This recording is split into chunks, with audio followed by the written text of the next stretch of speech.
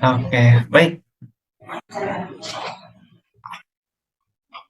Terima kasih, Putri atas waktu dan kesempatannya. Bismillahirrahmanirrahim. Assalamualaikum warahmatullahi wabarakatuh. Waalaikumsalam. Baik, Bapak dan Ibu sekalian, selamat bergabung kembali di webinar kedua GMOM. Khususnya webinar ini untuk jenjang SMP dan SMA. Terkait hal ini, saya ingin menyampaikan sesuatu terlebih dahulu, karena ada cukup banyak juga guru dari jenjang SMP yang ikut dalam kegiatan ini. Maka kami di hari besok dan tanggal 19, maaf. Jadi tanggal 12 dan 19 akan mengadakan webinar tambahan. Jadi biasanya GMOM itu hanya ada 4 webinarnya, tapi khusus untuk malam ini, maaf, khusus untuk edisi GMOM di kali ini akan ada tambahan 2 webinar yang khusus membahas Olimpiade jenjang SD. Hal ini untuk memfasilitasi Bapak Ibu guru yang mengajar di jenjang SD. Informasi lengkapnya akan kami sampaikan di grup. Oke, untuk eh, malam ini kita akan membahas Olimpiade untuk jenjang SMP dan SMA. SMP dan SMA dengan bidang materi aljabar, materi persamaan aljabar. Izin untuk membagikan PPT-nya. Persamaan aljabar. Sebelumnya tadi sudah dikenalkan, nama saya Tia Syahrian. Salam kenal Bapak dan Ibu semuanya. Kira-kira dari 1 sampai 10, bagaimana kabar Bapak dan Ibu di malam hari ini? 11, Pak. Wah, 11, luar 10 biasa lebih. sekali. 10 lebih. 10, Pak. Oke, 10, banyak yang 10 ya, luar biasa. Wah, 11, 100 ini ya, luar biasa sekali. Ada yang 10,5 juga ya. Oke, alhamdulillah jika Bapak Ibu memiliki kabar yang baik. Di malam hari ini dengan kabar yang baik, suasana yang baik ya, semoga pembelajaran kita bisa berjalan dengan baik, ilmunya bisa bermanfaat, bisa berkah, dan semoga nanti juga kita bisa mempelajari banyak hal ya di webinar malam kali ini. Oke, kita langsung mulai saja dengan meninjau 2 bentuk aljabar berikut. Oke,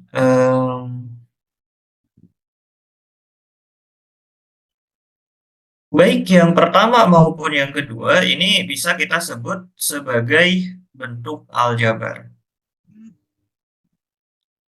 Dalam bentuk aljabar ini terdapat banyak hal ya. Ada variabel, ada koefisien, ada konstanta, ada simbol, simbol tambah, simbol pangkat, seperti itu. Nah, apa itu persamaan aljabar? Persamaan aljabar adalah bentuk aljabar yang dihubungkan dengan tanda sama dengan. Jadi ini ada bentuk aljabar. Yang atas ini bentuk aljabar, yang bawah ini bentuk aljabar juga ya. Nah, ketika dua buah bentuk aljabar ini dihubungkan dengan tanda sama dengan, maka itulah yang kita sebut sebagai persamaan. Tentu persamaan itu ada banyak jenisnya. Ada persamaan trigonometri. Di minggu kemarin kita membahas persamaan fluor. Ya. Namun di malam ini kita akan fokus untuk membahas persamaan aljabar. Apa itu persamaan aljabar? Yaitu bentuk aljabar yang dihubungkan dengan tanda sama dengan, seperti itu. Dari persamaan ini nanti ada tujuan. Tujuannya yaitu biasanya adalah mencari solusi. Tujuan dari suatu persamaan pada umumnya adalah mencari solusi. Dan ini juga biasanya memiliki nama lain ya. Solusi itu bisa juga disebut sebagai akar atau nilai X yang memenuhi. Yang memenuhi. Atau apalagi ya? Mungkin ada lagi ya sebutan-sebutan terkait tujuan ketika kita dihadapkan dengan persamaan. Tapi intinya adalah kita tujuan dari persamaan adalah kita ingin mengetahui nilai dari variabel yang ada di persamaan tersebut. Di sini variabelnya adalah X, berarti tujuan dari persamaan ini adalah mencari nilai X yang memenuhi persamaan tersebut. Sebagai catatan mungkin definisi persamaan secara umum yang paling cocok ya menurut saya sejauh ini adalah ini. An equation, sebuah persamaan adalah sebuah kalimat matematika terbuka. Sentence, ini kalimat. Sentence mathematical open. Kalimat matematika terbuka. Yang ya, contain itu memuat. Yang memuat tanda sama dengan. Equal itu sama dengan. Sign itu tanda. Jadi tanda sama dengan. Jadi secara umum persamaan itu adalah kalimat matematika terbuka yang memuat tanda sama dengan. Persamaan aljabar adalah dua buah bentuk aljabar yang dihubungkan oleh tanda sama dengan tujuannya biasanya adalah mencari solusi akar atau nilai X yang memenuhi. Di webinar kali ini kita akan coba membahas mungkin semua atau hampir semua metode-metode untuk menyelesaikan suatu persamaan aljabar.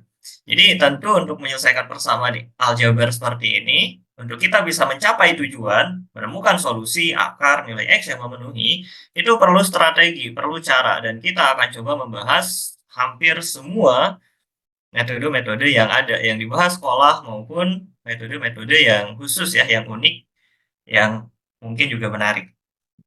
Oke, kita langsung saja mulai dari metode yang pertama. Strategi umum dalam menyelesaikan suatu persamaan aljabar ada cukup banyak. Di antaranya yang pertama adalah coba-coba. Jadi, misal kita dihadapkan dengan persamaan seperti ini. Tentukan semua bilangan bulat non-negatif M dan N yang memenuhi M kuadrat tambah MN tambah N kuadrat sama dengan 3. Minimal jika kita sudah paham konsep, oh ini ada variabel, ya tujuannya adalah untuk mencari solusinya, mencari nilai variabel yang memenuhi, maka kita bisa menggunakan strategi coba-coba ini. Jadi mungkin kita coba misal M-nya 2 ya. N-nya misal kita coba 1. Berarti hasilnya adalah 2 kuadrat tambah 2 kali 1 tambah 1 kuadrat. 4 tambah 2, 6 tambah 1, 7. Oh, ini lebih. Oke, ini salah satu solusi yang tidak memenuhi. Salah satu M dan N yang tidak memenuhi. Karena kita ingin hasilnya adalah 3. Nah, untuk menyelesaikannya di sini kita bisa coba-coba. Karena di sini bilangan bulatnya non-negatif. Bilangan bulat non-negatif. Berarti dari 0 ya, 0 masuk. 1, 2, 3, dan seterusnya. Oke, jadi kira-kira apakah ada Bapak Ibu menemukan solusi untuk soal ini? Berapa Ada, nilai? Pak. Oke, berapa? M-nya 1, N-nya 1. M1 dan N1. Oke, M1 dan N-nya 1. Kita N1. coba. 1 kuadrat tambah 1 kali 1 tambah 1 kuadrat. Hasilnya 3 ya. Oke, jadi inilah dia solusi yang memenuhi, yaitu M-nya 1, N-nya 1. Namun di sini dikatakan tentukan semua, ya, semua bilangan bulat non-negatif N dan N yang memenuhi. Maka mungkin saja solusi dari persamaan ini itu bisa ada beberapa. Dan itu yang mungkin harus kita cari tahu, apakah hanya ini saja solusinya atau ada solusi yang lainnya.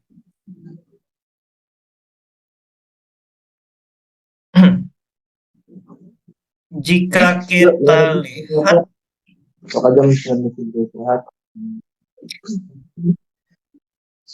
M2 ini ya, ketika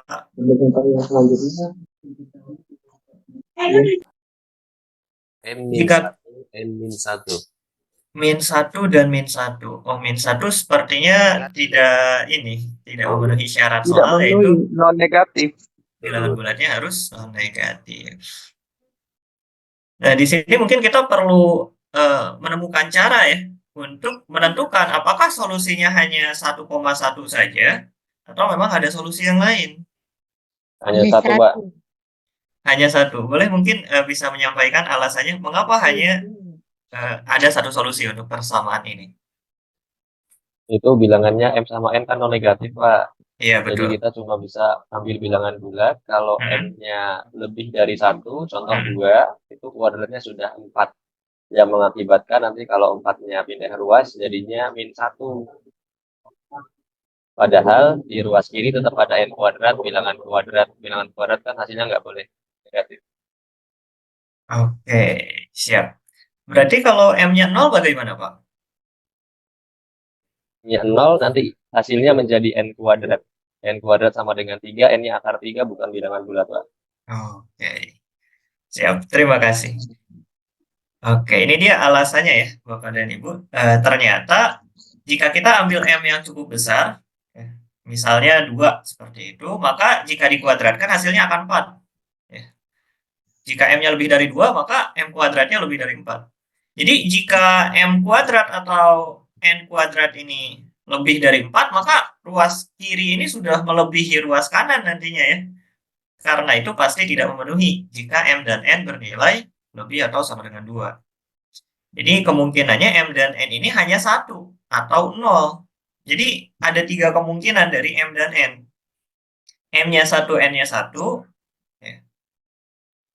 M-nya 1, N-nya 0. Atau M-nya 0, N-nya 1. Ya. Jadi hanya ada 3 kemungkinan ini. Karena angka yang bisa digunakan hanya 0 dan 1. Oh, atau keduanya 0 ya. M-nya 0, N-nya 0. Tapi intinya adalah tadi juga sudah disampaikan oleh Pak Wahyu bahwa jika M-nya 0, maka nanti N kuadratnya sama dengan 3 ya. M kuadrat 0, M kali N jadi 0 juga ya. Jadi jika salah satu 0 itu tidak memenuhi, pun jika keduanya 0 juga tidak memenuhi. Karena itu untuk soal nomor 1 ini hanya ada satu solusi yang memenuhi. Oke, jadi ini dia jawabannya yaitu M sama dengan 1, N sama dengan 1. Dalam webinar kali ini kita akan coba fokus kepada persamaan. Persamaan aljabar. Variabelnya ada 2, ada 3 itu tidak masalah. Karena itu tetap persamaan. Tapi yang dapat dipastikan adalah hanya akan ada satu persamaan saja. Karena kita akan fokus pada persamaan. Kalau persamaannya ada lebih dari 1, itu sudah masuk materi sistem persamaan. Jadi di sini kita akan fokus satu soal itu satu persamaan. Karena kalau satu soal ada beberapa persamaan ya yang saling berhubungan, itu sudah masuk materi sistem persamaan. Oke, ini dia cara pertama dalam menyelesaikan persamaan, yaitu dengan coba-coba. Next, kita akan coba strategi umum kedua dalam menyelesaikan persamaan, yaitu menggunakan kesamaan sama dengan. Ini khususnya digunakan untuk menyelesaikan persamaan linear seperti berikut ini. Jadi ada X min 2 sama dengan 5. Ya. Secara konsep sebetulnya kan kita menjumlahkan 2 ya di kedua ruas. Tambah 2, tambah 2. Ruas kiri jadi X, ruas kanan jadi 7. Kita dapat X sama dengan 7. Meskipun cara ini dikembangkan ya dengan lebih cepat, dengan cukup pindah ruas seperti itu. Pindah ruas ganti tanda, pindah ruas ganti tanda. Itu adalah pengembangan dari konsep dasar ini. Nah, mengapa saya menunjukkan hal sederhana seperti ini? Karena ingin sedikit berdiskusi ya. Meskipun benar bahwa matematika mungkin termasuk pelajaran yang lebih sulit dibandingkan pelajaran lain, namun sebetulnya jika kita melihat soal nomor 2A, 2B, 2C, 2D ini menunjukkan bahwa soal matematika juga sebetulnya bisa saja mudah seperti itu. Soal nomor 2E mungkin cukup sulit bagi siswa, tapi soal 2A ini cukup mudah bagi siswa. Nah, saya ingin berdiskusi tentang hal ini. Jika ternyata siswa bisa memahami soal 2A dengan mudah, ya, 2A ini juga termasuk soal matematika tentunya. Siswa berarti bisa matematika kan? Nah, apa yang membuat siswa kesulitan mengerjakan soal 2E? Maksudnya jika kita lihat, ini sama-sama tentang materi persamaan linier. Ini sama-sama membuat variabel, ya ini sama-sama soal matematika. Kenapa soal 2A ini bisa siswa pahami, siswa merasa soal 2A ini mudah, tapi 2E ini adalah soal yang sulit.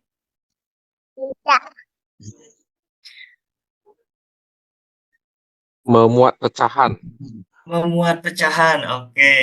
Iya, di sini ada pecahan ya, seperti itu. Jadi semakin sulit. Mungkin ada lagi dari Bapak Ibu yang Adanya dua persamaan. 2E ini satu persamaan, Si Ibu satu itu. disebutnya. Dua variabel yang sama. Dua variabel yang sama, ya Satu. variabelnya terpisah ya mungkin maksudnya. Jadi kalau 2A ini variabelnya sudah satu kelompok gitu, satu kesatuan. Tapi kalau 2E masih terpisah seperti itu. Beda bentuk ruas kanan dan ruas kiri, Pak. Yang ruas kanan pecahan, yang ruas kiri cuma bilangan bulat. Kebalik mungkin ya Bu ya. Ruas Oh, kanan iya. yang bilangan bulat. Oh, Oke, ruas kiri yang iya. pecahan. Iya. Halo? Terlalu banyak operasi yang mau dipindahkan, Pak. Terlalu banyak operasi yang mau dipindahkan ya, yang termuat di 2E ini. Oke. Biasanya siswa itu kesulitan di kurang itu Z kurang 1/3. Kadang-kadang siswa mengurangkan hanya min Z, tidak negatif 1. Oke. Di bagian pecahan ini ya, X Iya, min 1/3. benar. Z Oke. kurang 1, karena ada tanda kurang sebelumnya. Oke, ada tanda kurang sebelumnya. Jadi kurangnya itu hanya ke X saja ya, tidak ke min 1 juga. Oke. Jadi itu adalah berbagai alasan mengapa 2E ini lebih sulit. Kemudian diskusi selanjutnya adalah kenapa siswa bisa mempelajari yang 2A tapi sulit untuk mempelajari yang 2E.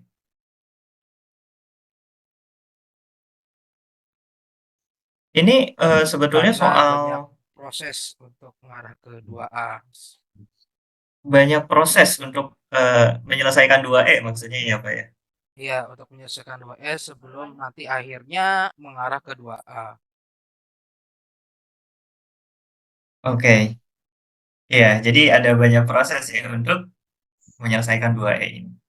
Iya. Konsep pecahan yang belum dikuasai siswa. Hmm. Oke. Kalau Ya. kalau menurut saya, anak-anak paham di sini, X diganti bilangan berapa, jika dikurangi 2 hasilnya 5. Sedangkan 2E anak-anak sudah kebingungan tadi yang macam Ada mencoba-coba. logikanya ya. Ya, logikanya seperti itu, Pak. Makasih. Oke, siap. Ya, jadi 2A ini banyak ya kemudahannya. Ini bisa dilogikakan, bisa dianalogikan, bisa dicoba-coba, berbeda dengan 2E yang prosesnya panjang, memuat berbagai unsur dan lain sebagainya. Nah, saya ingin sedikit mungkin berbagi ya, sharing terkait apa yang saya pelajari dalam hal ini. Jadi ini adalah soal-soal yang saya ambil dari soal Singapura sebetulnya. Jadi di Singapura itu pembelajaran matematikanya sebetulnya tidak berbeda jauh dengan kita. Di Singapura soal-soalnya juga seperti ini sebetulnya. Di kita juga seperti ini. Jadi sebetulnya tidak berbeda jauh. Namun yang saya temukan adalah pembelajaran matematika di Singapura itu dilakukan secara bertahap dan itu yang menjadi kunci ya, salah satu kunci pembelajaran yang bagus di Singapura ya, yang bahkan bisa menjadi salah satu pembelajaran matematika terbaik di dunia. Jadi bertahap ini adalah kunci. Kenapa siswa bisa memahami 2A? Alasannya adalah karena siswa itu hanya belajar dari ketidaktahuan lah kita sebutnya. Ketidaktahuan ini kita sebut level 0 ke soal dasar. Nah, ini soal 2, ini soal dasar, ini level 1. Jadi, jika siswa belajar dari level 0 ke level 1, itu bisa-bisa saja. Mengapa? Karena naiknya hanya 1 level. Nah, kenapa seringkali siswa kesulitan di soal 2E? Karena 2E ini mungkin sebetulnya adalah level 10. Ya, level 10 atau level 11 mungkin atau berapapun itu. Dan seringkali saya temui guru langsung mengajarkan dari level 1 atau level 2 langsung ke level 10. Ada banyak proses yang terlewat, banyak konsep yang terlewat, dan ketika dihadapkan langsung dengan level 10, maka tidak heran sebetulnya siswa akan kebingungan. Jadi, yang saya pelajari dari pendidikan di Singapura adalah semua orang ya, sebetulnya bisa bertumbuh. Semua siswa, bagaimanapun kondisinya, bisa bertumbuh asalkan bertahap. Jadi, kenapa 2A itu mudah? Karena naiknya hanya dari level 0 ke level 1. Kenapa 2E ini sulit? Ya, seringkali yang saya temukan dalam pembelajaran di Indonesia adalah siswa ini baru level berapa? Mungkin level 5 ya. 1, 2, 3, 4, 5-nya bertahap sampai 5. Tiba-tiba langsung loncat ke level 10 dan tentu itu yang menjadikan siswa kewalahan, siswa kebingungan, ada banyak konsep yang tidak siswa pahami. Kenapa tadi misalnya ini ada tanda minus di sini, siswa suka lupa ya memasukkan tanda minus ini ke masing-masing suku di pembilang ya, min ke X, min ke min 1. Karena mungkin ada saja, ada pembelajaran yang terlewat, ada tahapan yang terlewat untuk siswa pelajari sehingga hasilnya adalah siswa kebingungan di sini. Jadi intinya adalah untuk menguasai level yang tinggi itu sebetulnya bisa-bisa saja asalkan perlu dilakukan secara bertahap. Ke level 1 dulu, ke level 2 dulu, 3 dulu, 4, 5, 6, 7, 8, 9, maka siswa nanti akan mampu mempelajari materi dengan level 10. Siswa akan mampu mempelajari atau mengerjakan soal-soal dengan tingkatan yang seperti ini. Pun sebetulnya di Olimpiade tidak jauh berbeda. Untuk siswa bisa mengerjakan soal Olimpiade dengan tingkatan yang sangat tinggi, misal levelnya itu sudah level 20, level 30 itu bisa-bisa saja, tapi asalkan dilakukan secara bertahap. Oke, ini salah satu ilmu yang menarik dari pendidikan di Singapura. Oke, kita masuk ke metode ketiga ya, dari strategi umum dalam menyelesaikan persamaan. Jadi kita di sini membahas persamaan. Jadi tidak ada eliminasi substitusi ya, karena eliminasi substitusi itu sudah masuk sistem persamaan. Ketika ada beberapa persamaan, maka ya itu menjadi suatu sistem persamaan. Oke, strategi umum yang sering digunakan dalam menyelesaikan suatu persamaan adalah pemfaktoran. Baik dalam persamaan kuadrat ataupun dalam beberapa soal Olimpiade, ini dapat diselesaikan menggunakan pemfaktoran. Kurang lebih ada 3 jenis pemfaktoran umum dalam menyelesaikan suatu persamaan. Yang pertama adalah pemfaktoran dengan perkalian yang hasilnya 0. Seperti ini contohnya. Ada suatu persamaan misalnya. Ada persamaan panjang sekali. Kemudian difaktorkan jadi seperti ini. Pemfaktoran perkalian ya hasilnya adalah 0. Ketika kita menemukan pemfaktoran yang seperti ini, maka kita bisa menentukan solusi dari persamaan tersebut. Karena logikanya seperti ini. Ini X min 2, ini adalah suatu bilangan. Bilangan kurangi 2, hasilnya bilangan. Ya ini bilangan, ya bilangan Kemudian X plus 3 juga ini adalah suatu bilangan sebetulnya. X dikurangi 5 ini juga hasilnya adalah bilangan. Ada 3 buah bilangan berbeda. Dikalikan. Dikalikan, hasilnya adalah 0. 3 bilangan berbeda dikalikan hasilnya 0. Maka di sini harus salah satu di antara 3 bilangan itu harus bernilai 0. Karena jika bilangan pertama tidak 0, bilangan kedua tidak 0 juga, bilangan ketiga tidak 0 juga, tidak mungkin hasil perkaliannya 0. Perkalian yang hasilnya 0 itu tercapai ketika salah satu dari bilangan-bilangan yang dikalikan tersebut bernilai 0. Maka jika ada perkalian pemfaktoran seperti ini hasilnya 0, kita bisa mengambil kesimpulan. Bisa saja X min 2 yang bernilai 0, bisa saja X plus 3 yang bernilai 0, atau bisa saja X min 5 yang bernilai 0. Maka dari sini diperoleh X-nya 2, kemudian ada X-nya min 3, kemudian ada X-nya 5. Jadi kita dapat 3 buah solusi. Pemfaktoran seperti ini biasanya digunakan dalam menyelesaikan persamaan berjenis polinomial. Baik itu persamaan kuadrat, persamaan kubik mungkin. Hanya persamaan kubik, tantangannya di memfaktorkannya tentu. Tapi persamaan kuadrat tentu kita mengenal ya, solusinya seperti ini. Kemudian jenis pemfaktoran kedua dalam yang digunakan dalam menyelesaikan persamaan adalah pemfaktoran yang kita itu tujuannya membentuk kuadrat sempurna di ruas kiri, ya, kuadrat sempurna di ruas kiri dan semuanya dijumlahkan. Sedangkan ruas kanannya itu 0, sehingga contohnya adalah berbentuk seperti ini. A plus 1 kuadrat tambah B min 4 kuadrat sama dengan 0. Jadi ada persamaan panjang seperti itu, kemudian difaktorkan, sehingga bentuknya seperti ini. Nah, jika sudah berbentuk seperti ini, maka kita bisa menemukan solusinya. Bilangan kuadrat itu tidak bernilai negatif. Minimal 0. Ya, 0 atau positif. Ya, 0 atau positif. Ya, 0 atau positif ya. 0 atau positif. Ini juga 0 atau positif. Bilangan kuadrat itu bernilai 0 atau positif. Nah, namun jika salah satu dari bilangan ini bernilai positif,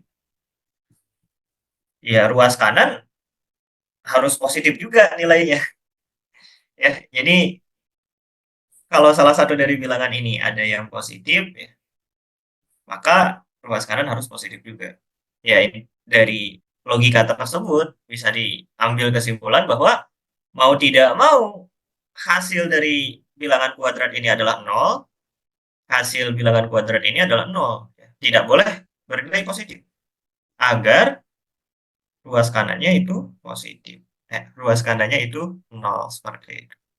Karena itu dari persamaan ini, dari pemfaktoran ini, kita bisa memperoleh kesimpulan bahwa A plus 1-nya ini harus 0. Harus 0, tidak boleh bilangan yang lain. Kalau bilangannya yang lain ya, baik positif atau negatif, dikuadratkan nanti jadi suatu bilangan positif, tidak ada pengurang, maka tidak mungkin bisa hasilnya 0. Seperti itu. Jadi ini dia bentuk pemfaktoran kedua yang umum digunakan.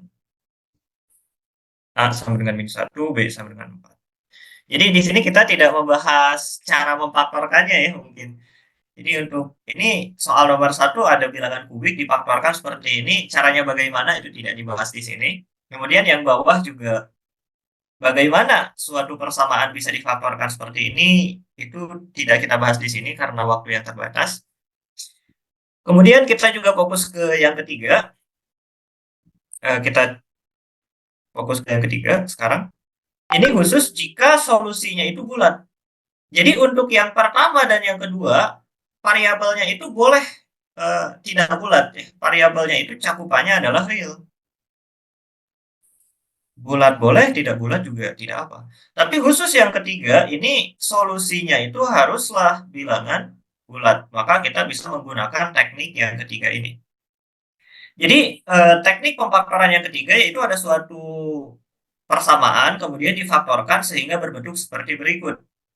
Nah, jika A dan B ini solusinya bulat, ya A-nya bilangan bulat, B-nya bilangan bulat, maka 2A min 3, 2 kali bilangan bulat, kurangi 3, hasilnya pasti bulat. B min 1 ya, bilangan bulat kurangi 1 juga pasti bulat.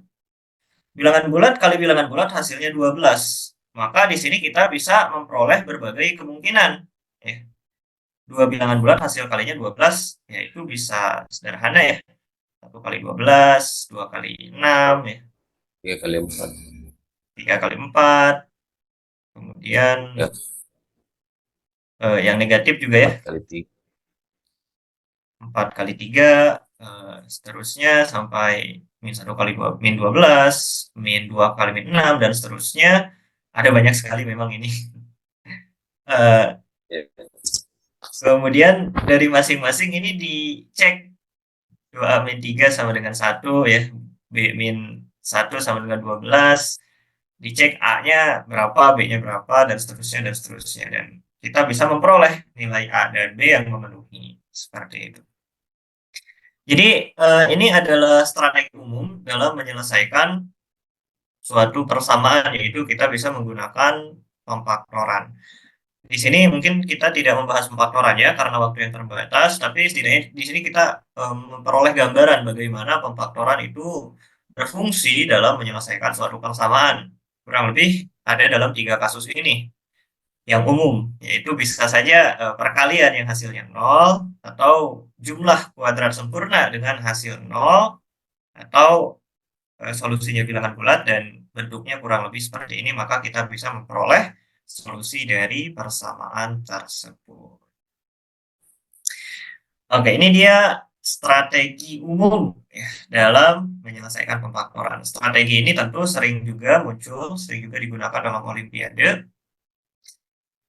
dan cukup sering mungkin untuk beberapa strategi ya, seperti yang pemfaktoran kedua ini masih cukup sering muncul di olimpiade. Nah, namun untuk malam ini kita akan fokus pada strategi yang lebih khusus, mungkin yang lebih spesifik, yang lebih terasa mungkin ya kesan olimpiadenya. Jadi 3 strategi yang kita bahas sebelumnya, yaitu coba-coba, kesamaan dengan sama dengan, pemfaktoran, ini yang umum. Ini kita bahas kilas saja. Sebetulnya ada beberapa lagi ya, seperti rumus ABC ya, rumus ABC itu rumus kuadratis, juga kan suatu rumus untuk menyelesaikan persamaan seperti itu. Masih ada, cuma mungkin kita bahas 3 ini aja untuk strategi umum secara gambaran besar, karena kita akan fokus ke strategi yang lebih khusus. Jadi sampai saat ini tuh kita belum mulai pembahasan utama dari webinar malam ini. Ini baru pendahuluan saja. Seperti itu. Oke, jadi apa yang akan kita bahas di webinar malam ini? Sebelum kita masuk ke pembahasan utama, mungkin saya ingin sedikit juga membahas sedikit tentang aspek pembelajaran matematika. Ada hafalan, pemahaman, dan HOTS, khususnya pada ini dia, yaitu kunci solusi. Nah, ini untuk memberikan gambaran terhadap kita terkait mengapa siswa-siswa olimpiade itu umumnya bisa mengerjakan soal dengan cepat. Khususnya yang juara ya, yang juara di provinsi, yang juara di nasional. Mengapa mereka bisa mengerjakan soal dengan cepat? Mengapa mereka ketika dihadapkan dengan suatu soal, mereka seperti langsung tahu caranya. Oh, ini menggunakan cara ini dicoba menemukan seperti itu. Atau kadang kalaupun gagal, coba cara lain, tiba-tiba menemukan seperti ini. Jadi, mengapa siswa-siswa yang juara olimpiade itu ketika dihadapkan dengan soal, mereka seperti langsung tahu apa yang harus mereka lakukan? Mungkin jawabannya ada di kunci solusi. Jadi, dalam pembelajaran matematika ini ada 3 aspek yang utamanya, yaitu hafalan, pemahaman, dan HOTS. Tentu dalam matematika juga kita perlu menghafal definisi, menghafal rumus, menghafal prosedur, dan menghafal kunci solusi. Definisi itu jelas ya, seperti apa itu persegi. Persegi adalah bangun datar ya. Nah, seperti itulah, ada definisi persegi. Kemudian ada rumus juga kan banyak. Ada prosedur. Prosedur itu contohnya seperti misalnya prosedur persamaan kuadrat ya. X kuadrat min X min 6 sama dengan 0. X min 3, X plus 2 sama dengan 0. Di sini berarti X-nya 3, X-nya 2. Nah, langkah-langkah dalam menyelesaikan persamaan kuadrat seperti ini disebut sebagai prosedur. Tentunya dalam matematika ada banyak sekali prosedur. Prosedur menyelesaikan persamaan kuadrat sederhana. Prosedur misalnya mengintegralkan sesuatu seperti itu dan lain sebagainya. Ya, kumpulan langkah-langkah untuk mencapai tujuan dalam kondisi-kondisi tertentu itu disebut sebagai prosedur. Nah, kemudian ada kunci solusi. Apa itu kunci solusi? Kunci solusi itu adalah siswa terkadang menghafal kunci dari suatu solusi. Jadi misalnya siswa sedang dihadapkan dengan soal AMGM. Siswa mengerjakan soal AMGM. Ini adalah soal pertidaksamaan seperti itu. Dalam soal AMGM biasanya di soal tersebut ada kata-kata real positif. Real positif. Jadi di soal AMGM biasanya di soalnya itu ada kata-kata real positif. Ya. Jika ada kata-kata real positif, kemudian jawabannya adalah menggunakan AMGM. Nah, siswa sering mengerjakan soal AMGM berkali-kali dan sering menemukan bahwa soal AMGM itu ternyata selalu memuat real positif. Oh, maka siswa menyimpulkan ketika ada soal yang memuat real positif, oh berarti ini kemungkinan pakai AMGM. Seperti itu. Jadi kunci solusi itu maksudnya seperti itu. Jadi ketika ada ciri-ciri tertentu dalam suatu soal, oh ini di soal ini ada real positifnya. Maka siswa itu bisa langsung terbayang kemungkinan-kemungkinan solusi dari soal itu. Oh kalau ada real positifnya berarti pakai AMGM. Atau misalnya ketika, oh ini segitiganya ada yang siku-siku. Oh berarti pakai Pitagoras seperti itu. Jadi siswa yang juara biasanya mereka itu paham banyak sekali kunci solusi. Kunci-kunci yang menjadi solusi dari suatu soal.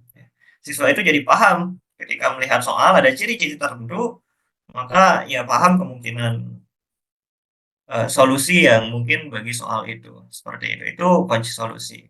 Nah, ini yang salah satu menjadi pembeda mungkin antara siswa olimpiade yang berpengalaman dengan siswa yang baru mulai seperti itu. Jadi bukan tentang IQ biasanya. Yang udah juara provinsi nasional itu bukan tentang IQ. Bisa saja yang baru mulai itu IQ-nya lebih tinggi. Namun kenapa yang provinsi yang nasional itu lebih pintar? Karena mereka sudah punya banyak pengalaman, sudah punya banyak kunci solusi, dan ketika dihadapkan dengan berbagai soal mereka mampu melihat ciri-cirinya dan menentukan kemungkinan-kemungkinan solusi yang mungkin bagi soal itu. Seperti itu. Oke, untuk pemahaman dan HOTS mungkin kita bahas di lain kesempatan. Dan satu lagi, mungkin yang ingin saya sampaikan adalah terkait prosedur persamaan kuadrat. Seringkali banyak siswa yang tidak paham. Seringkali banyak siswa yang tidak bisa ya menyelesaikan suatu persamaan kuadrat sederhana. Padahal prosedur ini masuknya adalah hafalan. Mengapa hafalan untuk menyelesaikan persamaan kuadrat saja siswa banyak yang tidak bisa? Ini terkait dengan tadi langkah ya, terkait dengan tahapan, terkait dengan level. Jadi prosedur persamaan kuadrat ini mungkin masuknya level 5 seperti itu. Sedangkan misal siswa baru level 1. Nah, hafalannya baru level 1, baru hafal apa itu definisi variabel misal. Jika siswa hafalannya level 1 tiba-tiba harus menghafalkan prosedur sepanjang ini ya, tiga baris seperti ini, mungkin saja siswa kewalahan dan akibatnya siswa jadi tidak mampu untuk menghafal prosedur seperti ini. Jadi bahkan dalam hafalan pun itu harus disampaikan secara bertahap untuk siswa benar-benar mampu bisa menghafalnya.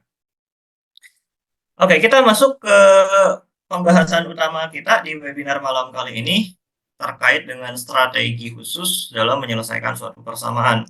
Tadi di awal kita sudah pemanasan ya, mencoba-coba mempelajari terkait apa saja yang sering digunakan dalam menyelesaikan suatu persamaan. Sedangkan untuk strategi khusus ini kita fokus ke masalah khusus ya, yang mungkin jarang kita temui, yang mungkin solusinya unik, dan ini kita mulai dari strategi yang pertama yaitu diskriminan.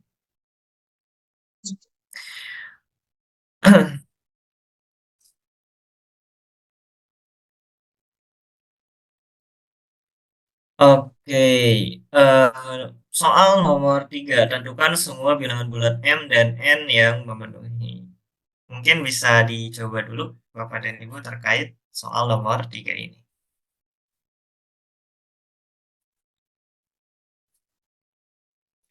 Bukankah tadi sudah kayak ini?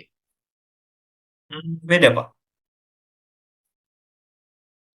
Tadi Eh, sudah soal yang sama. Tadi bilangannya adalah bilangan bulat non negatif. Oh Nah, iya ya. di soal ini M dan N ini adalah bilangan bulat. Seperti itu. Berarti Jadi, minus 1 bisa. iya betul sekali, negatif 1, negatif 2. Dalam soal ini itu bisa. Tiga.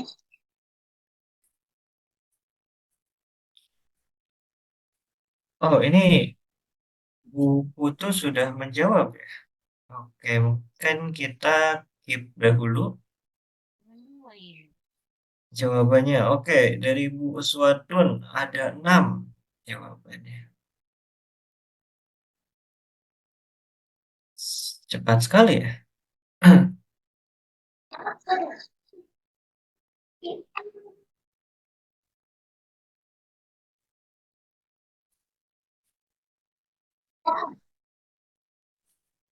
Oke, mungkin dari Bu Putu bisa berbagi jawabannya, Bu. Solusi-solusi yang memenuhi apa saja kira-kira?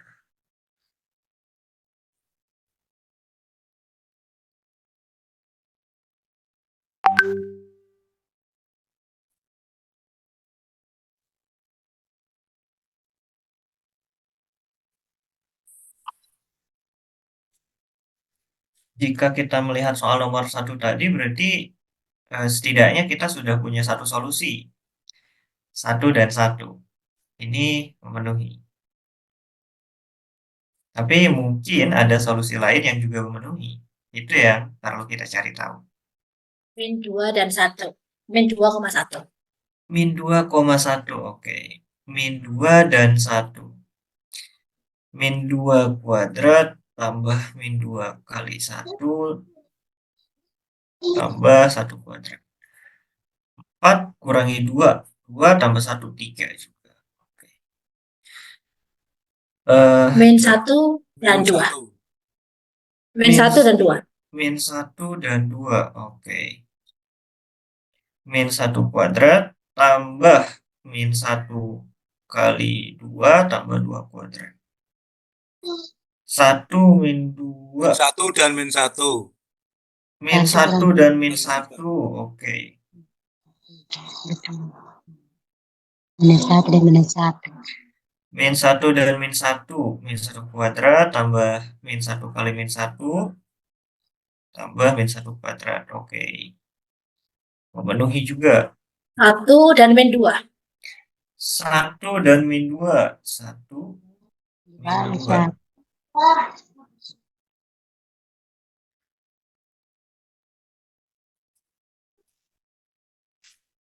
Dan min 2, 2 dan min 1. 1 dan min 2 ini hasilnya 3 juga. 2 dan min 1. 2 dan min 1. Oke, Bu Nirmala ya dan Bu Uswatun. Jawabannya 2 dan min 1. Kita coba cek. 2 kuadrat tambah 2 kali min 1 tambah min 1 kuadrat. Nah, ini 4, 5 kurangi 2 hasilnya 3 juga. Oke, di sini sudah ada 6 solusi, banyak sekali ya. Apakah ada lagi solusi lain yang memenuhi? Tidak ada. Tidak ada. Apakah bisa dijelaskan mungkin alasannya, Mengapa tidak ada solusi lain yang memenuhi?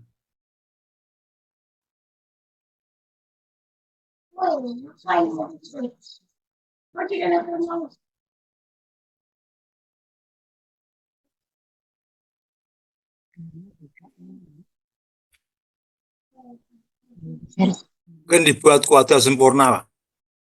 Dibuat kuadrat sempurna seperti apa, Pak? Bentar. Lanjut aja. Oke. Di sini jika kita coba solusi yang lain, semisal M-nya 3 misalnya, N-nya -1 misalnya. Maka jadi 3 kuadrat tambah 3 kali -1 tambah -1 kuadrat ya. 9 kurangi 3, 6 tambah 1, 7.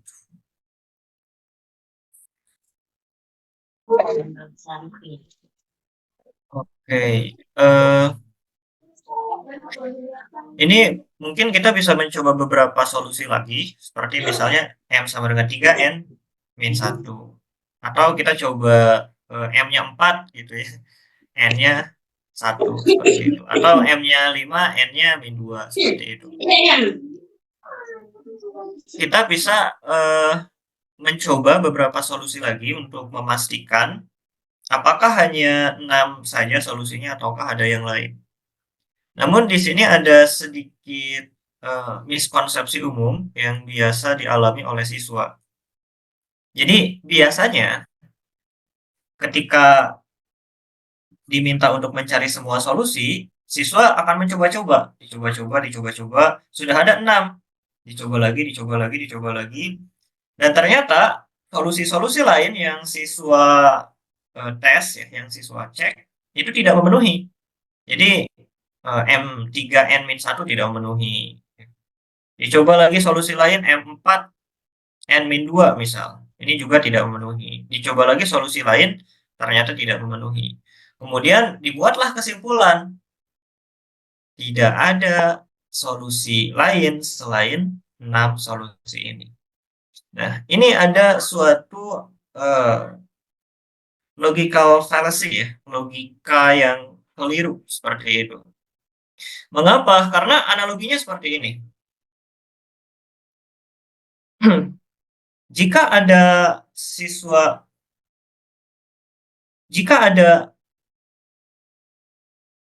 40 siswa di kelas misal. Ada 40 siswa di kelas. Banyak sekali. Kemudian kita bertanya kepada masing-masing siswa. Kita ingin mengetahui apakah mereka sudah sarapan atau belum. Karena kalau belum sarapan, bahaya nanti bisa pingsan atau semacamnya. Kita tanya ke siswa 1. Siswa 1, apakah kamu sudah sarapan? Siswa 1 menjawab sudah. Kita tanya ke siswa 2. Siswa 2, apakah sudah sarapan? Siswa 2 menjawab sudah. Tanya siswa 3. Siswa 3, apakah kamu sudah sarapan? Siswa 3 jawab sudah. Pertanyaannya adalah apakah kita boleh menyimpulkan bahwa wah ini karena 3 siswa sudah sarapan dan saya capek untuk bertanya satu-satu, maka ya udah ini sepertinya semua sudah sarapan.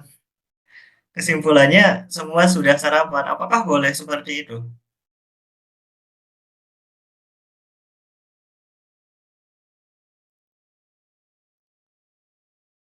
Apakah boleh untuk menyimpulkan bahwa semua siswa sudah sarapan? Tidak boleh. Tidak boleh. Tidak boleh, tentu.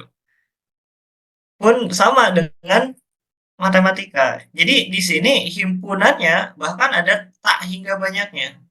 Jadi M dan N di sini kemungkinannya ada tak hingga banyaknya. M-nya bisa 3, N-nya -1. M-nya 4, N-nya -2. Ada tak hingga banyaknya. Dan ketika kita mencek misalnya 3 -1 tidak memenuhi, 4 -2 tidak memenuhi, maka kita tidak boleh menyimpulkan bahwa M dan N yang lain tidak memenuhi. Karena ya jika kemungkinan M dan N-nya ada tak hingga, maka kita harus mencek semua tak hingga kemungkinan itu satu persatu untuk dapat menyimpulkan bahwa M dan N yang tak hingga banyaknya itu yang lain selain 6 ini tidak memenuhi. Jadi ini termasuk pengambilan kesimpulan yang seringkali keliru ya dilakukan oleh siswa seperti itu. Karena cukup banyak soalnya terkait mencari tentukan banyaknya solusi atau tentukan banyaknya kemungkinan atau semacamnya dari himpunan yang anggotanya ada tak hingga, seperti itu. Jadi ada himpunan, anggotanya ada tak hingga banyaknya, kemudian dicari mana saja yang memenuhi. Kemudian siswa menguji coba sampel, mungkin 3-4 sampel yang diuji coba dan semuanya gagal. Dan kemudian ya seringkali siswa mengatakan semua karena 3 sampel ini tidak memenuhi, kesimpulannya adalah semua anggota di himpunan itu tidak memenuhi. Nah, inilah salah satu hal yang tentu keliru.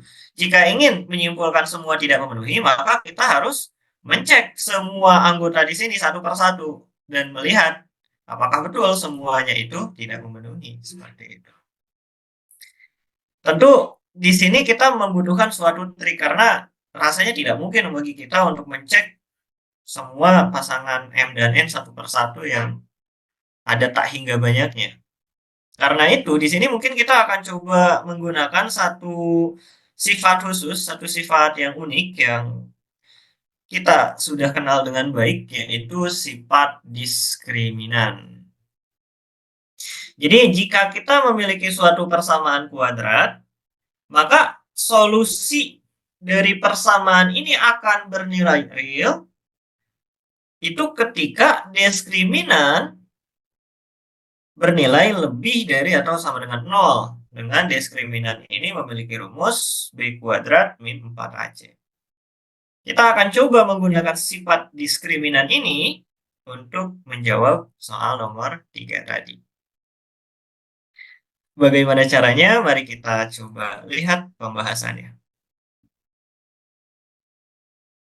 Jadi, bentuk pada soal M kuadrat plus MN plus N kuadrat sama dengan 3, kita melihat di sini bisa kita ubah menjadi suatu persamaan kuadrat dengan variabel utamanya adalah M. Jadi kita hanya menganggap yang menjadi variabel itu adalah M. Sedangkan yang lain kita anggap sebagai koefisien dan konstanta. Jadi M kuadrat ini sebagai suku utamanya, kemudian Mn di sini M-nya variabel, N-nya berarti sebagai koefisien di sini, koefisien dari variabel M.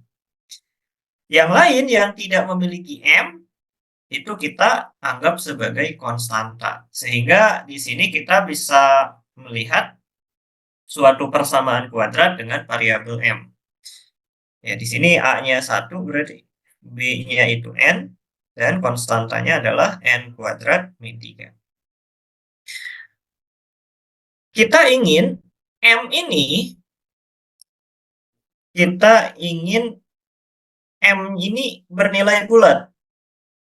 Ya. M ini bernilai bulat. Ya, persamaan kuadrat ini ada solusinya. Jika kita ingin persamaan kuadrat ini ada solusinya, maka diskriminan dari persamaan kuadrat ini harus bernilai lebih dari atau sama dengan 0.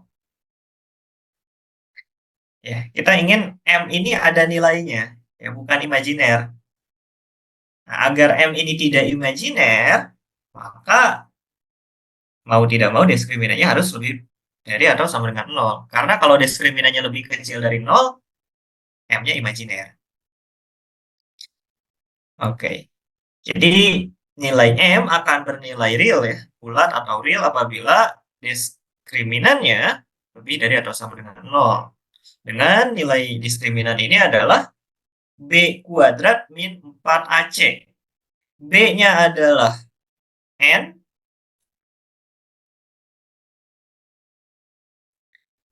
Jadi N kuadrat dikurangi 4 kali A-nya 1, C-nya N kuadrat min 3. Dan kita memperoleh nilai diskriminannya adalah min 3N kuadrat plus 12. Nilai diskriminan ini harus lebih dari atau sama dengan 0 agar M-nya ini bernilai real. atau bulat ya. Intinya tidak imajiner gitu. Min 3n kuadrat plus 12 ini harus lebih dari sama dengan 0 agar nilai m-nya tidak imajiner. Diskriminan ini ingin lebih dari 0. Min 3n kuadrat plus 12 ini harus lebih dari atau sama dengan 0. Jika ini kita sederhanakan, ya, min 3n kuadrat plus 12. Min 3n kuadrat plus 12 lebih dari 0. Min 3n kuadratnya bisa pindah ke kiri, kemudian bagi 3 kita peroleh 4n kuadrat, dan diselesaikan bilangan kuadrat yang kurang dari atau sama dengan 4. Maka bilangan itu berada di antara min 2 dan 2. Dan di sini kita memperoleh batas dari nilai n. Jadi n ini harus di antara min 2 dan 2. Agar apa? Agar diskriminannya lebih dari 0. Agar apa? Agar m-nya nanti tidak imajiner. Apa yang terjadi jika nilai n-nya di luar ini? Jika n di luar interval ini, maka diskriminan akan lebih kecil dari 0, akan negatif diskriminannya. Dan jika diskriminannya negatif, maka pasti m-nya akan imajiner. Jadi jika n berada di luar interval ya, n-nya di luar interval dari min 2 sampai 2, maka m-nya akan imajiner. Jadi jika n-nya misalnya 3, nah jika n-nya 3, m-nya pasti imajiner. Sedangkan kita ingin m-nya itu bulat gitu. Jangankan bulat ya, real saja tidak seperti itu. Jadi jika n-nya itu di luar interval ini, apakah 3, apakah 4, apakah min 3, bahkan dan seterusnya, m ini pasti akan imajiner. Dan jika m-nya imajiner, ya tentu tidak memenuhi. Kita ingin m-nya juga adalah bulat. n-nya bulat, m-nya juga bulat. Agar m-nya bulat, nilai n-nya harus berada di antara interval ini. Dan karena di sini sudah ada jelas intervalnya, maka kita bisa langsung coba-coba. Kita coba bagaimana jika n-nya 2. Bagaimana jika n-nya min 2? Bagaimana jika n-nya min 1? Bagaimana jika n-nya 0? Bagaimana jika n-nya 1? Bagaimana jika n-nya 2? Di sini kita akan memperoleh solusi-solusi m yang memenuhi. Dari sini kita memperoleh min 2,1. Dari sini kita memperoleh min 1, min 1 dan min 1,2 ya. 0,0 ini tidak memenuhi. Jika n-nya 1 maka ada yang memenuhi. Ya, jika n-nya 2 pun ada yang memenuhi. Tidak terbalik ya, Pak? Ah ya, terbalik ya, betul sekali. N-nya di belakang ya. Oke, m-nya min 2, kita tulis ini ya dulu saja ya. Min 1, min 1, 1, 1, 2. Nah, seperti ini. M-nya 1, n-nya min 2. Nah, ini kita peroleh ya, ketika n-nya min 1, maka m-nya bisa min 1, bisa 2. Jika n-nya 1, maka bisa 1, bisa min 2. Jika 2, maka bisa min 1. Seperti ini. Maka kita memperoleh 6 solusi m, n yang memenuhi. Pertanyaannya, apakah ada solusi lain di luar ini? Jawabannya tidak ada. Karena n-nya harus berada di dalam interval ini. Agar apa? Agar tadi ya diskriminannya tidak negatif dan agar m-nya tidak imajiner. Ya, jika n-nya di luar ini, m-nya akan imajiner. Jadi total ada 6 solusi dari m, n yaitu sebagai berikut. Inilah salah satu penggunaan dari diskriminan dalam menyelesaikan suatu persamaan. Jadi peran diskriminan di sini sebagai pembatas ya. Karena kan tadi interval m dan n-nya itu ada banyak sekali ya. Karena m dan n-nya ini di sini bilangan bulat. Jadi ada banyak sekali. Kalau kita coba-coba semuanya bingung seperti itu. Kita perlu batas sejauh mana kita harus mencoba. Dan ketika kita menggunakan diskriminan, kita dapat informasi bahwa nilai N-nya itu hanya berada di min 2 sampai 2. Oh, ada batas nih, dan min 2 sampai 2 bilangan bulat, berarti hanya ada 5 kemungkinan. Kita coba 5 kemungkinan, kita dapat 6 solusi, dan inilah dia jawaban soal nomor ketiga, yaitu sebagai berikut.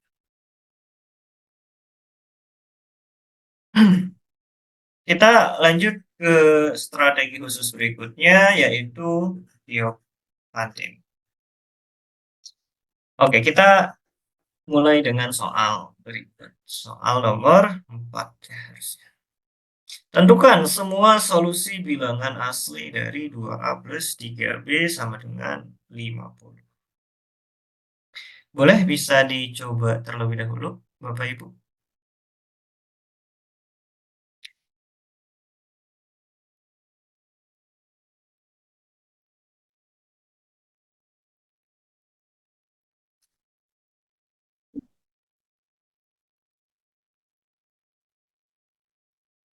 Oke.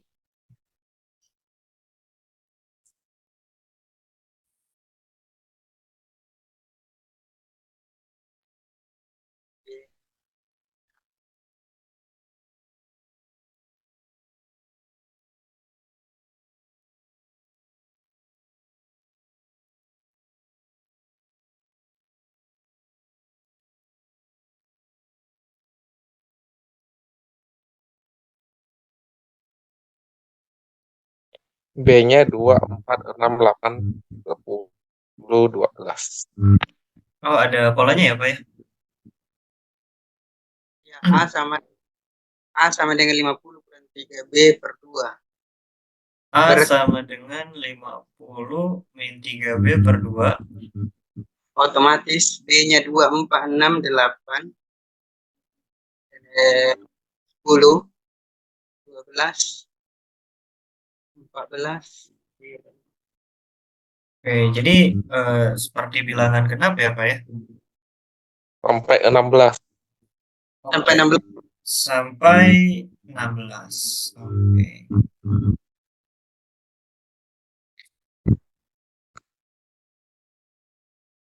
Jika B-nya 2 berarti 3 kali 2, 6. 50 kurangi 6, 44 ya. Bagi 2, 22.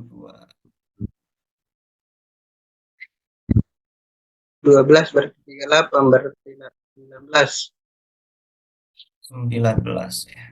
Dan seterusnya sampai 50 kurangi 48. 2 ya. 2 bagi 2, 1. 1. Oke, ini bisa juga ya diselesaikan dengan cara coba-coba. Jadi kita mencoba-coba seperti ini, nilai B yang memenuhi, kemudian nanti akan diperoleh berapa nilai A yang memenuhi. Jadi kurang lebih inilah pasangan A, B yang memenuhi persamaan ini ya. A-nya 22, B-nya 2. A-nya 19, B-nya 4, dan seterusnya sampai A-nya 1, B-nya 16. Ada 8 ya, 8 solusi A dan B yang memenuhi. Sebetulnya untuk Diophantine sendiri agak panjang prosesnya ya. Mungkin kita akan coba dengan cara yang sedikit lebih cepat, yaitu sebetulnya kurang lebih mirip seperti ini, tapi dengan pendekatan yang sedikit berbeda seperti itu. Jadi mula-mula kita melihat di sini 2A ya. Untuk menghilangkan angka 2 ini tentu kita perlu bagi 2. Kebetulan 50 ini bisa dibagi 2 ya. Jadi 2A bisa dibagi 2, 50 bisa dibagi 2. Maka agar tetap bulat seperti itu, ini 2A dibagi 2 hasilnya A. 50 dibagi 2 hasilnya 25. 3B dibagi 2 juga hasilnya adalah 3B/2. Nah, A-nya ini sudah bulat atau asli ya, asli atau bulat ya tidak masalah digunakan dalam konteks ini. Jadi karena A-nya bilangan asli, 25 juga bilangan asli, maka yang di tengah ini harus juga bilangan asli. B/2 ini akibatnya tidak boleh desimal ya, harus bilangan asli. Karena itu B/2 ini haruslah bilangan asli. Bisa kita misalkan. Misal B/2-nya dengan T misalnya. B/2 sama dengan T, di mana T-nya adalah bilangan bulat dulu saja ya. Kita ambil T-nya bulat, maka B-nya sama dengan 2T. Jadi ternyata di sini kita peroleh bahwa B-nya itu harus kelipatan 2 agar nanti persamaannya itu tetap bisa memenuhi. Maka karena itu juga kita bisa melihat bahwa B di sini adalah 2, 4, 6 dan seterusnya sampai 16 karena memang B-nya itu harus kelipatan 2. Nah, kemudian bagaimana dengan A? Jika B ini harus kelipatan 2, bagaimana dengan A? Untuk nilai A, kita bisa mensubstitusi nilai B. Jadi 2A sama dengan 3B tambah 3B sama dengan 50. B-nya sudah diketahui bernilai 2T.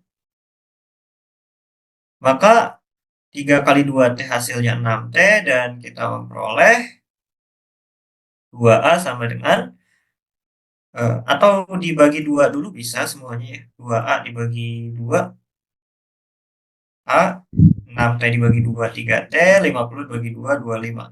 Sehingga kita memperoleh bahwa nilai A sama dengan 25 dikurangi 2T, 3T, seperti itu. Jadi, solusi umum dari soal ini adalah A-nya sama dengan 25 min 3T, B-nya sama dengan 2T, seperti itu. Kita ingin A dan B-nya ini bilangan asli. Artinya, A-nya ini lebih dari 0, ya, B-nya juga ini lebih dari 0.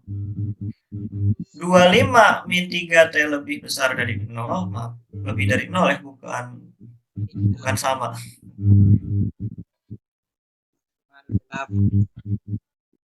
Dan 2T lebih dari 0. 25 min 3T lebih dari 0, 25 lebih dari 3T, maka T-nya lebih kecil dari 25/3. 25/3 itu sekitar 8, sekian ya, berarti T-nya lebih kecil dari 8. Sedangkan untuk yang dari B, 2T lebih dari 0, maka T-nya lebih dari 0. Akibatnya kita bisa memperoleh solusi berikut bahwa 9 ini harusnya bahwa T-nya ini harus, atau kita cukupkan seperti ini aja, bahwa T-nya ini harus lebih dari 0 tapi lebih kecil dari 25/3. Jadi solusi umumnya adalah A-nya 25 min 3T, B-nya 2T. Dengan nilai T-nya lebih besar dari 0 tapi harus lebih kecil dari 25/3. 25/3 ini nilainya kurang lebih 8,33 sekian. Karena T-nya ini harus bilangan bulat, maka akibatnya nilai T yang memenuhi adalah 1, 2, 3, sampai dengan 8. Ketika kita mengambil nilai T-nya 1, nah maka kita memperoleh B-nya itu 2, ya 2 kali 1, 2, dan nilai A-nya 25 kurangi 3 kali 1. Nilai A-nya 22. Jadi nanti akan diperoleh solusi sebagai berikut. Kita ganti T-nya dengan 2. Kita dapat B-nya 4, A-nya 19. Dan seterusnya sampai maksimal T-nya 8. Karena itu dia batas dari nilai T. Untuk soal yang mungkin angkanya masih cukup sederhana, kita bisa mencoba-coba. Teknik ini mungkin bisa digunakan jika angkanya sudah cukup tinggi ya, sudah cukup besar, kemungkinannya ada banyak sekali. Mungkin kita bisa menggunakan cara yang seperti ini. Kita cari terlebih dahulu apa solusi umum dari variabel-variabel di sana. Kemudian kita cari batas dari nilai T-nya yang seperti ini misalnya. Kita cari batasnya dan kita bisa memperoleh gambaran terkait solusi dari soal ini. Seperti itu. Oke, kita coba ke satu lagi mungkin. Satu strategi lagi. Jadi ini strategi kedua terkait Neopatin. Satu strategi terakhir yang akan kita bahas di malam ini adalah strategi AMGM. Jadi bagaimana kita menyelesaikan suatu persamaan menggunakan AMGM. Seperti misalnya soal berikut. Ini adalah suatu persamaan.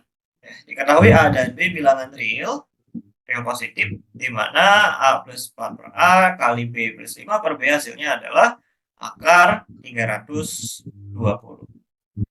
Tentukan nilai A-nya berapa, nilai B-nya berapa, dan perkalian dari A kali B-nya berapa. Soal ini mungkin mirip seperti pemfaktoran, tapi yang jadi masalah adalah di sini A dan B-nya bilangan real. Jadi tidak bisa kita pakai seperti yang di pemfaktoran. Dan di ruas kanan pun di sini adalah akar 320 ya. Jadi kita tidak bisa memfaktorkan akar 320. Oke. Tambah A tambah B tambah C tambah per 4 sama dengan akar pangkat 4 dari 320. Bagaimana Pak? Mohon maaf. A per A tambah 4 per A. A tambah 4 per A. Ditambah B. B tambah 5 per B. Tambah 5 per B. Iya. Per 4. Per 4. Lebih besar sama dengan? Lebih besar sama dengan? Akar pangkat 4 dari? Akar pangkat 4 dari? A kali? A kali 4 per A. 4 per A. Dikali B. Kali B. Kali 5 per B. Kali 5 per B. Oke.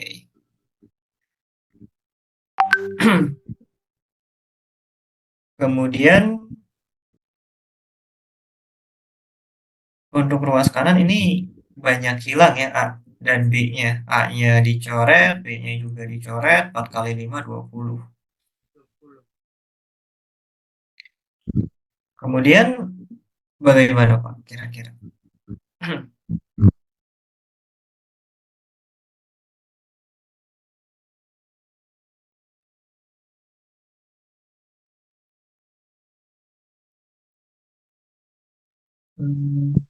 Mungkin kita sedikit mengenal terlebih dahulu apa itu AMGM. Kita bahas sedikit. AM ini adalah arithmetic mean. Mean ini mean rata-rata.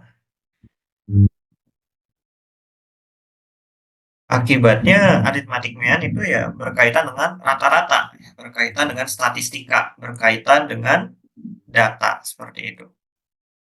GM adalah geometric mean. Ini juga adalah rata-rata, namun rata-rata geometrik. Nah, apa perbedaan antara rata-rata aritmatik dan rata-rata geometrik? Misal kita memiliki data 3, 5, 4, 5. Ya, ada 4 buah data di sini. Berapakah aritmatik mean-nya? Berapakah nilai AM dari data tersebut? AM dari data tersebut dapat kita hitung dengan cara yang sama seperti kita menghitung rata-rata biasa pada umumnya. Jumlah semua data dibagi banyaknya. 3 tambah 5 tambah 4 tambah 5 dibagi banyaknya 4. 17 dibagi 4 kita memperoleh 4,25. Jadi nilai AM dari data tersebut adalah 4,25. Apa itu GM? GM ini adalah geometric mean. Rata-rata geometrik. Untuk menghitungnya memiliki aturan berbeda seperti rata-rata pada umumnya. Ya. Untuk menghitung GM, aturannya adalah hasil kali semua data diakarkan dengan banyaknya. Karena datanya ini adalah 3545, maka kita kalikan semuanya. Hasilnya adalah 300 diakarkan dengan banyaknya yaitu 4. Ya, 300 akar 4. Nilainya kurang lebih 4,16. Jadi AM dan GM di sini sebetulnya berkaitan dengan rata-rata ya. Ketika kita memiliki data 3545, nilai AM-nya 4,25 dan nilai GM-nya adalah kurang lebih 4,16. Nah, mengapa di sini kita membahas tentang statistika? Tadi katanya persamaan, terus ke AM GM. Terus ini ada statistika. Apa maksudnya? Oke, kita bahas pelan-pelan. Jadi, setelah kita mengetahui apa itu AM, bagaimana menghitungnya, apa itu GM, bagaimana menghitungnya, ada satu aturan yang menarik terkait AM dan GM ini, yaitu jika setiap data yang diberikan bernilai positif, ya data-datanya itu bernilai positif, maka pasti nilai AM-nya akan lebih dari atau sama dengan GM. Jadi, jika data-data yang diberikan positif, ya berapapun banyaknya, entah 4 data, 5 data, 6 data, yang penting semuanya positif. Kita hitung AM-nya, kita hitung GM-nya, pasti nilai AM itu akan selalu lebih dari atau sama dengan GM. Ini aturan yang pertama. Kemudian, aturan kedua terkait AM GM adalah nilai AM akan sama dengan GM ketika semua data nilainya sama. Jadi jika ada data misalnya 777, kita hitung AM-nya. AM-nya itu berarti jumlah semua data dibagi banyaknya. 21 dibagi 3, 7. GM-nya yaitu hasil perkalian semua data 7 kali 7 kali 7, 7 pangkat 3. Diakarkan banyaknya, diakarkan 3, ya hasilnya 7 juga. Jadi AM ini akan sama dengan GM ketika data-data yang kita hitung itu semuanya sama nilainya. Ketika ada satu saja data yang berbeda, maka AM akan lebih dari GM. Ini dia aturan terkait AM GM.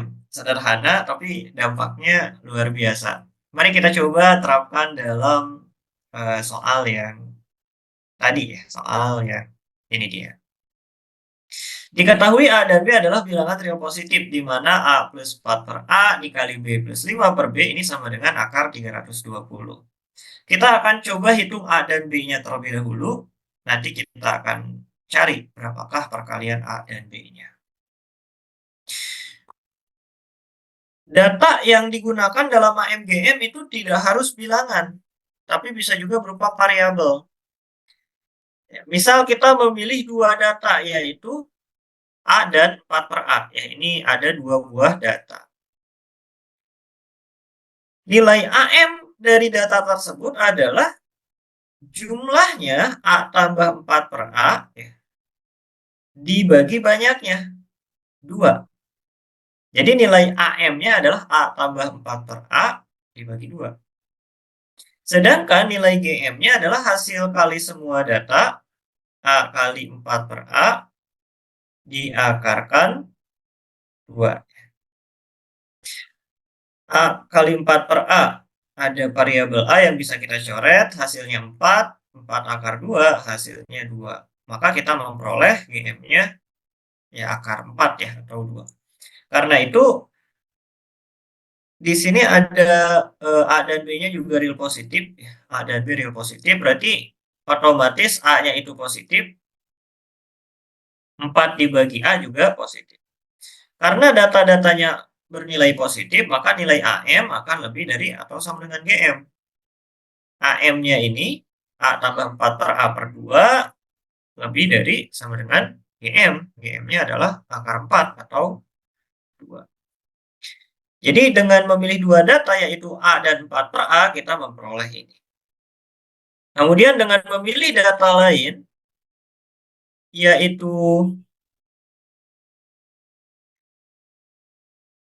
B dan 5 per B, kita memperoleh ini dia. Jadi ini kita sederhanakan dulu, mungkin akar 4 itu 2. Kemudian 2 yang di bawah ini dipindahkan ke kanan. Ya, jadi akar 4-nya 2 dikali 2 yang tadi dipindahkan jadinya 4. Kemudian yang B juga sama, ada 2 di sini, pecahan ya. Dipindahkan ke kanan, jadinya dikali. Maka B plus 5 per B lebih dari 2 akar 5. Jadi dari AMGM kita memperoleh 2 buah pertidaksamaan ini. Yaitu A tambah 4 per A nilainya lebih dari sama dengan 4. Dan B plus 5 per B nilainya lebih dari sama dengan 2 akar 5. Ini akan kita gunakan dalam menyelesaikan soal yang diberikan. Bagaimana selanjutnya? Di sini kita akan coba analogikan mungkin. Dengan AMGM, tadi kita memperoleh pertidaksamaan 1 dan pertidaksamaan 2. Yang jika kita kalikan, ruas kirinya akan mirip dengan soal. Sedangkan ruas kanannya pun 4 dikali 2 akar 5, ya, 8 kali akar 5. Nah, ini berarti akar 16 kali akar 5. 16 kali 5 akar 320.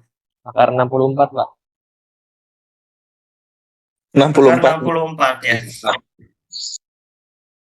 80. 64 ya. Kali 5 jadi 320. Jadi ya seperti itu, dan ruas kanannya pun kita lihat sama. Nah, namun bagaimana kita mengolah informasi ini? Kita di sini memperoleh suatu pertidaksamaan yang mirip dengan soal. Perbedaannya adalah yang di soal ini sama dengan. Yang kita peroleh bentuknya lebih besar sama dengan. Bagaimana kita memanfaatkan ini? Yang kita perlukan itu bukan pertidaksamaan, yang kita perlukan adalah nilai A dan B. Bagaimana dari pertidaksamaan ini kita bisa memperoleh nilai A dan B-nya.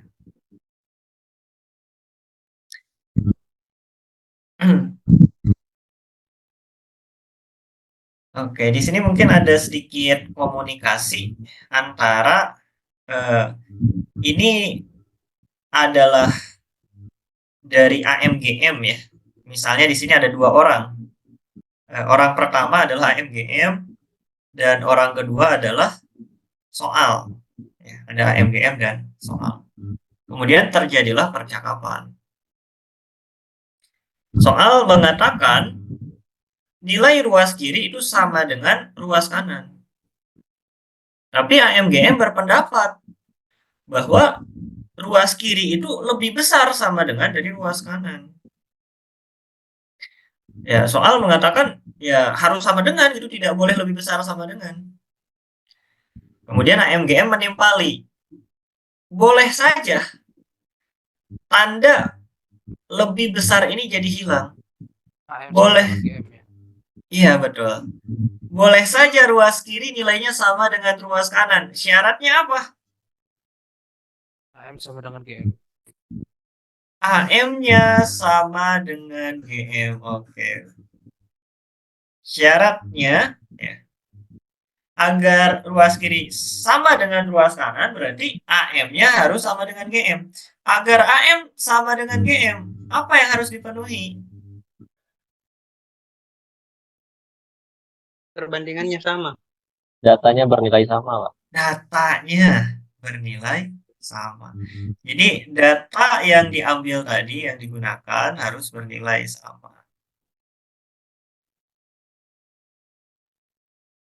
Harus bernilai sama.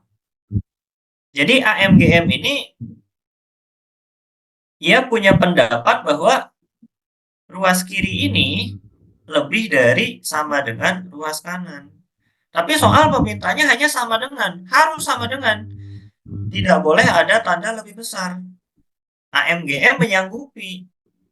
Boleh-boleh saja tandanya jadi sama, ya asalkan AM-nya sama dengan GM. Dan agar itu bisa terpenuhi, data yang digunakan di awal haruslah sama. Data apa yang kita gunakan di awal? Kita coba lihat ke halaman sebelumnya, yaitu data ini dia. A dan 4 per A nilainya harus sama. Ya. Kemudian di sisi lain, B dan 5 per B ini harus sama. A-nya tidak harus sama dengan B ya. Ini memang terpisah. AMGM-nya adalah proses yang terpisah masing-masing. Tapi di bagian kiri ini harus sama datanya. A sama dengan 4 per A harus sama agar AM-nya sama dengan GM. Ya. Ruas kanan ini juga datanya harus sama, B-nya harus sama dengan 5 per B. Jika A harus sama nilainya dengan 4 per A, maka A kuadrat sama dengan 4. A kuadrat sama dengan 4, A-nya real positif. Berarti 2. A-nya 2.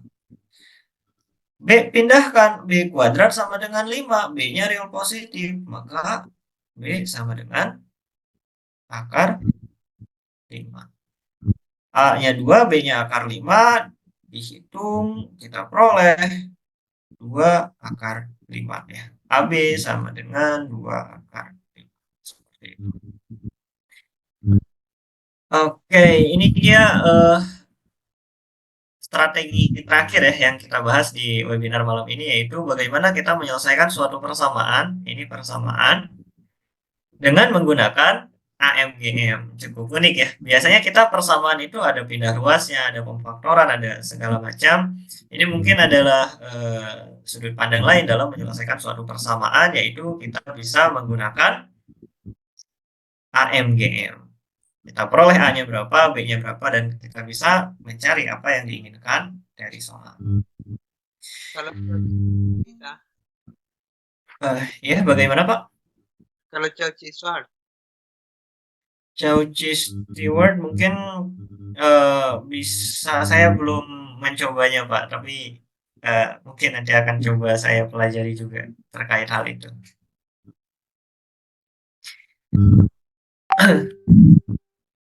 Oke, mungkin untuk malam ini sekian Bapak dan Ibu. Ini ada sedikit latihan 2 soal. 2 soal ini dua-duanya berkaitan dengan strategi diskriminan sebetulnya, yang bisa dicoba untuk lebih mematangkan kemampuan kita dalam menggunakan strategi tersebut. Pak, saya boleh bertanya nggak ya? Oh iya boleh Pak Beni. Itu yang tadi, yang sebelumnya itu Pak, yang soal terakhir itu.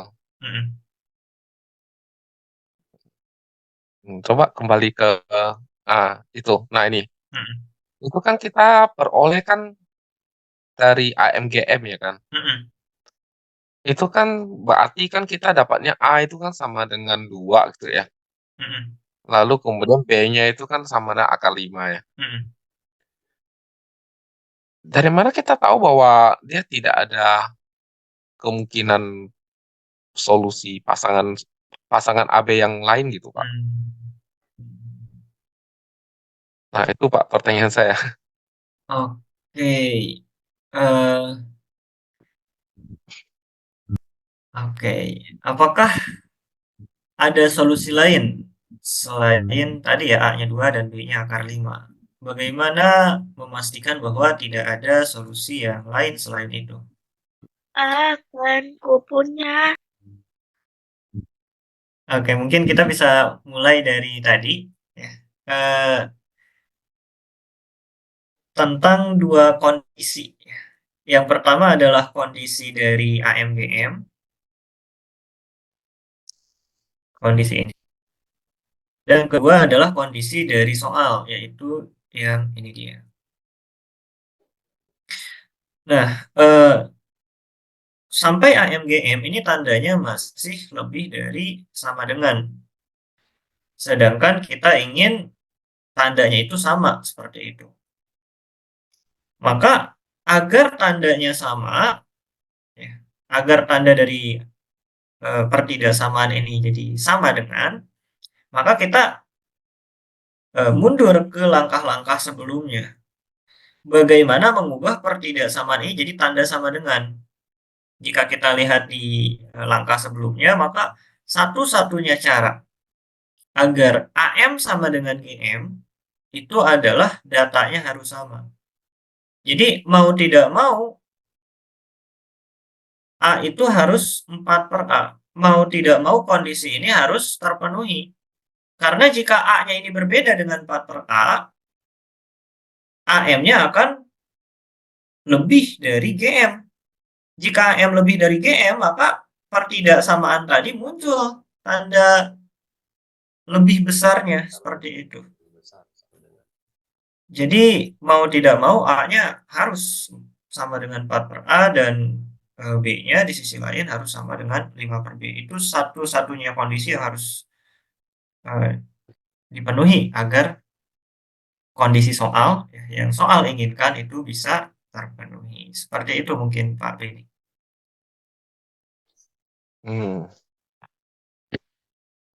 Oke lah Pak. Thank you Pak. Oke, siap. Oke, baik Bapak. Teoremanya juga kan AM itu kan pasti selalu lebih besar dari GM kan ya. Iya, Dan betul mungkin sekali. bisa sama dengan ketika datanya itu sama. Nah, itu karena tadi lebih besar, kan data sebelumnya kan AM sama GM itu kan datanya pasti lebih besar atau sama dengan gitu ya.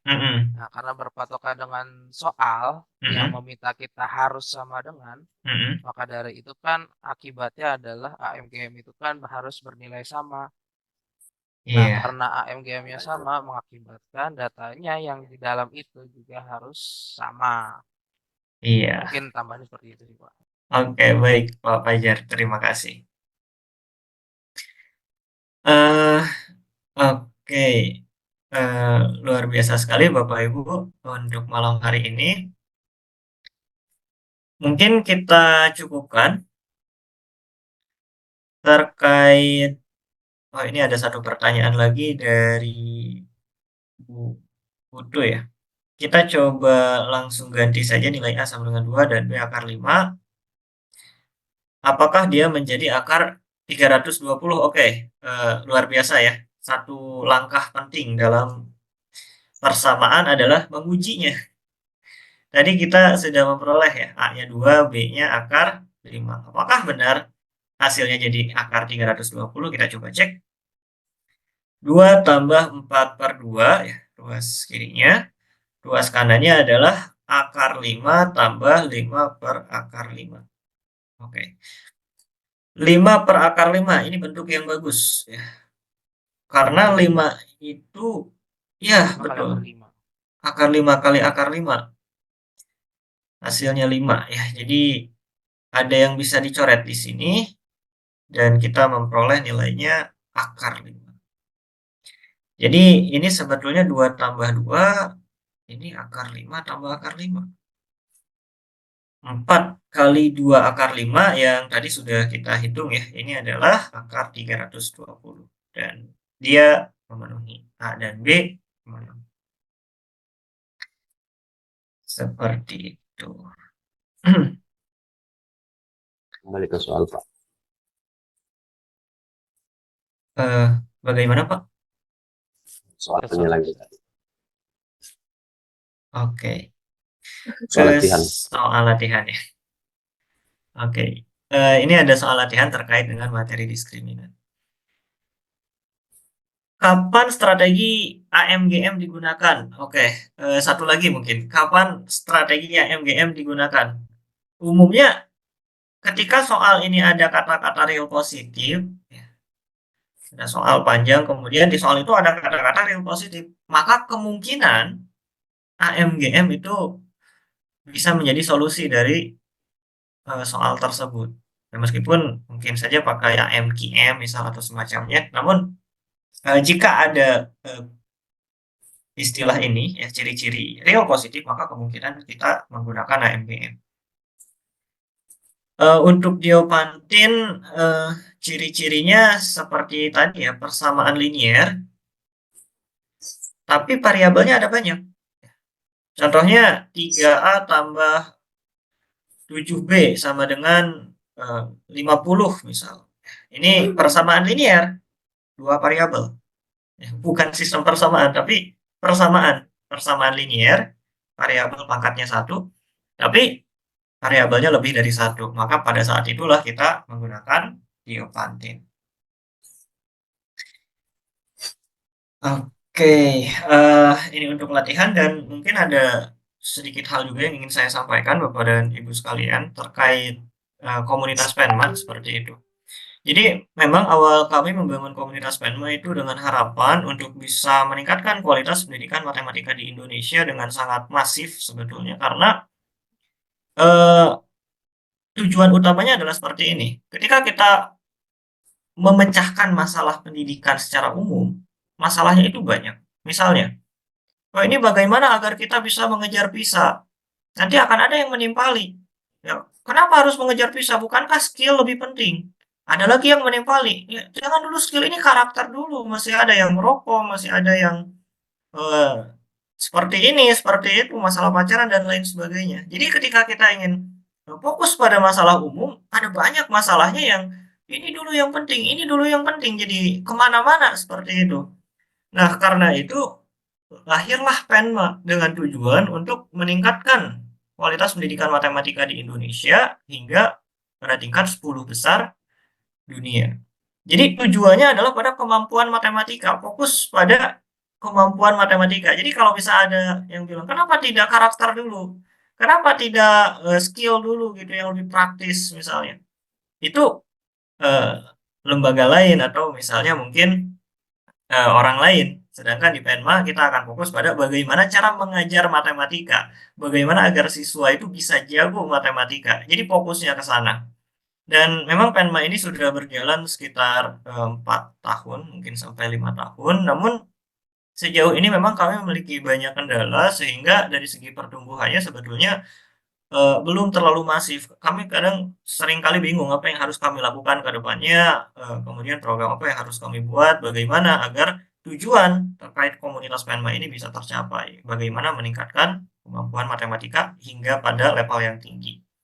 Kenapa pada level yang tinggi? Karena kami melihat bahwa matematika ini pondasi. Ketika matematika ini bisa menjadi berhasil seperti itu, siswa-siswa sangat jago matematikanya, maka akan mempengaruhi bidang-bidang yang lainnya. Karakternya mungkin akan semakin membaik karena mereka jadi berpikir kritis, mereka mampu menilai mana yang benar, mana yang salah.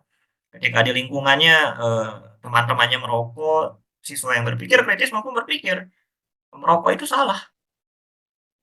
Kehilangan teman tidak apa-apa. Maka siswa yang berpikir kritis mampu membuat keputusan dengan benar seperti itu. Jadi ada banyak sekali manfaat dari matematika kritis kreatif yang akan mempengaruhi bidang-bidang lain. Bukan hanya skill, karakter, tapi juga mungkin pelajaran. Ketika matematika siswa tinggi, bisa saja biologi, kimia, dan lain sebagainya pun akan tinggi. Jadi memang saya rasa matematika ini bisa menjadi langkah awal untuk membangun pendidikan di Indonesia secara menyeluruh seperti itu. Namun itu tadi, saat ini kami memiliki banyak masalah, banyak tantangan, banyak kendala, dan memang masih dalam proses belajar. Karena itu juga kami ingin meminta bantuan kepada Bapak dan Ibu di presensi malam ini. Sebetulnya nanti ada form, ada beberapa pertanyaan. Mohon bantuannya untuk membantu kami mengumpulkan data-data yang diperlukan untuk bisa kami pelajari dengan harapan itu akan dijadikan untuk acuan bagaimana Penma bergerak ke depannya.